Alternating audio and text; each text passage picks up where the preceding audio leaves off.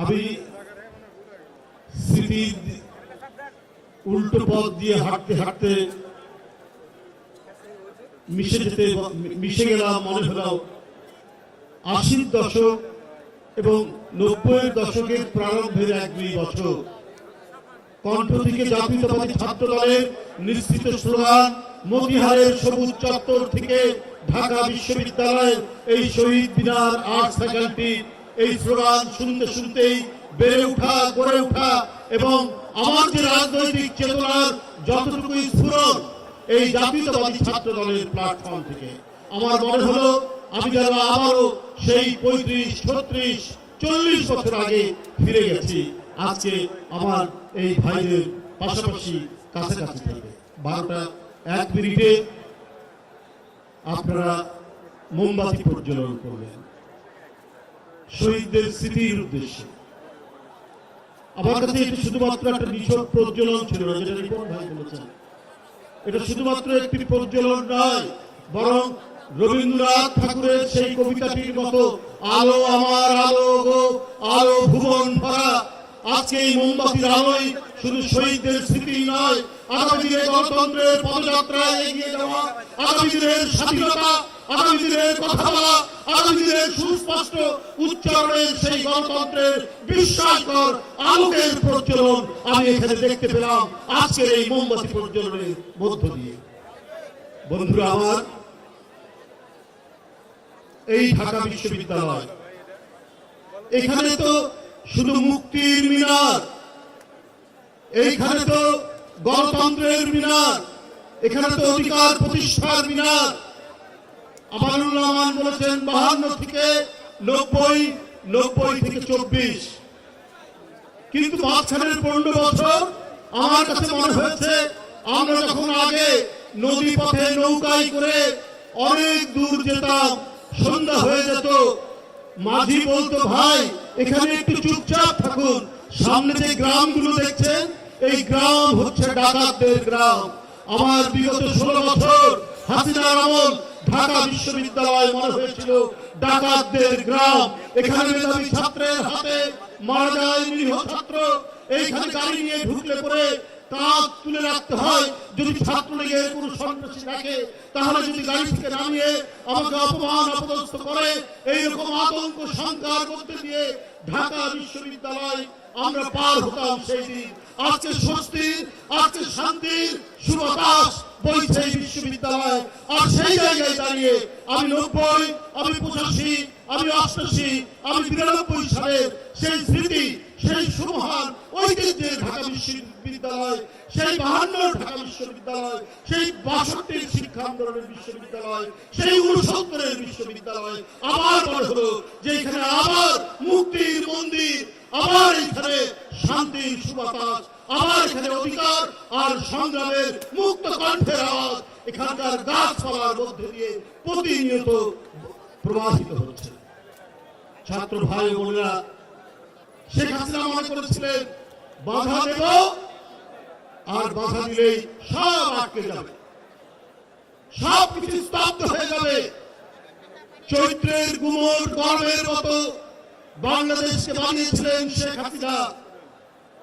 বন্ধুরা আমার, যে আমার পুলিশ, আমার র্যাব, আমার পানি, গরম পানির ট্যাঙ্ক, আমার শটগান সব দিয়ে আমি মানুষের কণ্ঠকে স্তব্ধ করব, ছাত্রদেরকে আমি স্তব্ধ করে দেব। আমি চিলির একজন মহান কবি, তার একটা উদ্ধৃতি দিয়ে বলতে চাই। তিনি বলেছিলেন, পাবলো নেরুদা, নিশ্চয়ই আপনারা সবাই তার নাম জানেন। তিনি বলেছিলেন, if you cut the flower you can't stop the spring to come. তুমি ফুল কেটে ফেলতে পারো, কিন্তু বসন্তের আশা তুমি ঠেকাতে পারো না। শেখ হাসিনা, তোমার এত কিছু ছিল, তোমার এত বাহিনী, তারপরে ছাত্রলীগ, যুবলীগ, তারপরেও কিন্তু তুমি গণতন্ত্রের মুক্ত বাতাসে আনার যে সংগ্রাম, সেই সংগ্রামকে তুমি ঠেকাতে পারোনি। ছাত্র জনতার উত্তাল তরঙ্গ তুমি ঠেকাতে পারোনি। যে জুলাইয়ে কিছুক্ষণ আগে আমরা পদার্পণ করলাম, এই জুলাই একটি প্রবাহমান খরস্রোতা আন্দোলনের নদীকে সমুদ্রের মহারায় উপনীত করেছিল। বন্ধুরা আমার, সেই উপনীত হওয়ার দিন আজকে। সেই মোহনায় আমাদের বিজয়ের পথের একটি নতুন স্থাপনা হচ্ছে আজকে। এই জুলাই আগস্টের 5 তারিখে শেখ হাসিনা পতন হয়েছে। বন্ধুরা আমার, তাই আমাদেরকে যে শহীদ হয়েছে ছাত্র দলের প্রায় শতাধিক, তাই না, 143 জন শহীদ হয়েছে।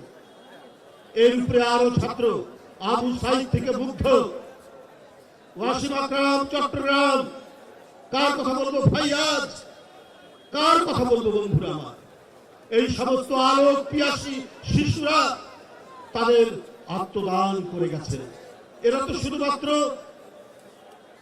সাময়িকভাবে স্মৃতির জন্য নয়, ওরা আমাদের প্রত্যেকের মনে, আমাদের মনের আকাশে ধ্রুব তারার মতো ওরা জল জল করবে।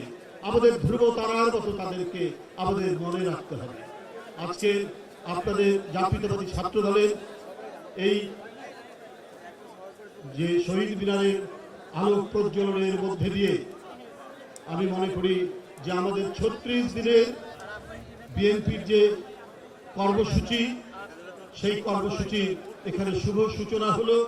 আমরা এই প্রজ্বলনের আলোকের পথ ধরে আমরা প্রত্যেকটি কর্মসূচি সফল করব।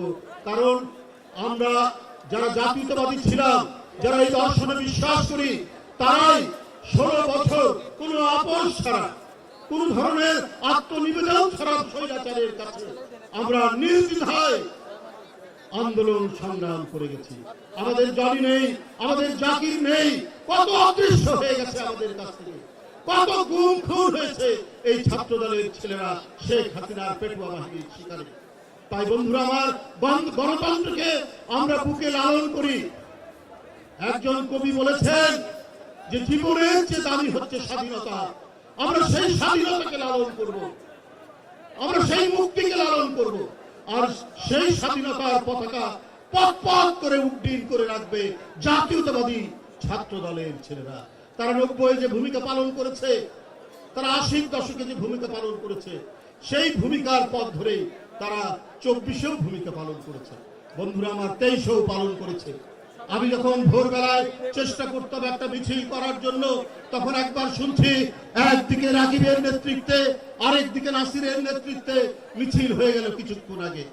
আমি চেষ্টা করছি একটা মিছিল নেওয়ার জন্য, লোক পাই না। তারপরে দেখি 2-1টা করে ছাত্র দলের ছেলেরা আমার কাছে আসে। হঠাৎ আমি দেখি যে ডাক্তার আউয়াল, তারপরে রাজু, এই ধরনের অনেকে আসছে। শুধু তাই নয়, ঢাকা বিশ্ববিদ্যালয়ের ছাত্রীরা, এই যে শিরিন, সুমাইয়া, এদের কথা আমি ভুলতে পারবো না।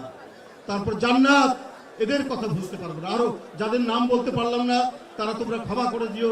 এই বিশ্ববিদ্যালয়ের ছেলেরা, এই ছাত্র দলের ছেলেরা সেদিন এক এক করে এসে আমরা আমাদের মিছিলকে বড় করেছি এবং আমরা যথাসাধ্য আওয়াজ তোলার চেষ্টা করেছি। আমি ধন্যবাদ জানাই তোমাদেরকে, জাতীয়তাবাদী ছাত্র দলকে। তোমাদের মধ্যে দিয়েই আমরা 1 বর্ষ পূর্তি হলো এবং আজকে সেই সমস্ত শহীদদেরকে তাদের আত্মদান এবং তাদের দেখানো যে পথ, যে জন্য তারা জীবন দিয়েছে, সেইটা আমাদের এখন বাস্তবায়ন করতে হবে। এই সংগ্রাম আরো কঠিন, এই সংগ্রাম বাস্তবায়ন করতে হলে আরো বাধা আসবে, কিন্তু সেই বাধাকে তোমাদের ফেলে ফেলে সত্যিকার অর্থেই আমরা একটি স্বাধীন গণতন্ত্র এবং গণতন্ত্রের মূল্যবোধ প্রতিষ্ঠা করব। এই বলেই আমি তোমাদের সকলকে শুভেচ্ছা জানিয়ে আমার বক্তব্য শেষ করছি। খোদা হাফেজ। বাংলাদেশ জিন্দাবাদ।